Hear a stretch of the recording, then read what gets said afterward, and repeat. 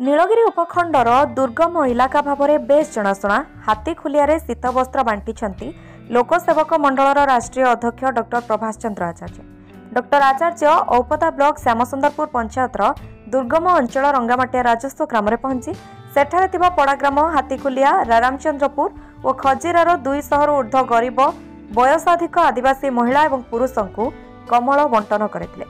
वास्तव में दुर्गम जंगल और पहाड़ कोलरे प्रचंड शीत और जाड़े जीवन काटुवा लोक मैंने कमल पाइबा परे सेमानक मनरे बेस खुशी बारी हो पड़ता। डॉक्टर आचार्य से दिन दुखी मनीषों सहित किसी समय कथा हेबा सहित सेमानकर सुख दुख पचारि बुझीथिले। से समय उपस्थित आदिवासी महिला और पुरुष डॉक्टर आचार्य समेत उक्त कार्य सहयोग कर लोकों देखि बेस भावप्रवण हो पड़ा देखा।